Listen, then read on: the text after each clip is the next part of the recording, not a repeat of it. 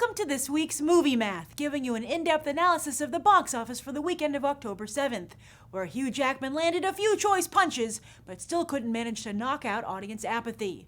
Real Steel did open at number 1 with $27.3 million, but that was still lower than The Lion King 3D's debut a few weeks ago. And Real Steel cost about $100 million to make, not including marketing, which means it has a number of rounds to go before it'll see any green, if any at all, at the box office. But the film is getting strong word of mouth, meaning it has a 2-week window of easy fights before heavyweight Puss in Boots steps into the ring. Also to its credit, Real Steel did manage to get young male moviegoers back into theaters. Once Hollywood's sweet spot, that demographic has been turned off recently by higher movie ticket prices, the lure of other entertainment choices, and perhaps crappy movies? Maybe the days of the easy sell are over, or more accurately, the bait and switch?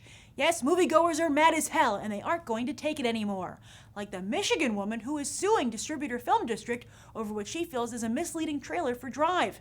In fact, the woman is hoping to turn it into a class action lawsuit against misleading movie trailers in general. Occupy Hollywood, anyone?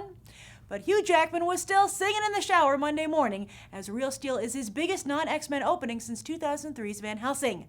He'll be following it up with a lead in the movie musical Les Miserables, which will either be a 1-2 punch or his usual sloppy career shuffle. Then way behind in second place was the Ides of March, opening with $10.4 million. And it looks like the George Clooney-Ryan Gosling team-up was a good idea, as they both appeal to the exact same slice of moviegoers, around $10 million worth. Yes, both actors consistently open at around that mark, no matter the vehicle. But on the plus side, apparently the Academy is within that $10 million slice, as both actors are awards darlings. Now, there was some discussion in the comments this weekend about whether or not it matters if Ryan Gosling pulls in any money at the box office. The answer is yes, and here's why. See, Hollywood knows they have a great actor on their hands, but they needed to find out if he's viable beyond the critics and the cinephiles. Because the actor who's the most valuable in Hollywood, who gets first pick of all the roles and gets to shape the business, needs to pull in the big bucks at the box office. And to do that, he needs to be viable with the mainstream. Like Leonardo DiCaprio. So Hollywood floated Gosling out in 3 very different types of movies, one which was produced by DiCaprio, raved about each one of them, and waited to see if the mainstream would bite. They didn't. So these box office numbers mean that Gosling is not the next DiCaprio, he's the next Clooney. Therefore, he'll certainly continue to work, probably for the rest of his life, but simply not at the highest levels. He had a shot and he missed. And while that might not mean much to you as an audience member, it certainly means a lot to Gosling and his management team. After all, if it didn't, they wouldn't have taken the shot in the first place.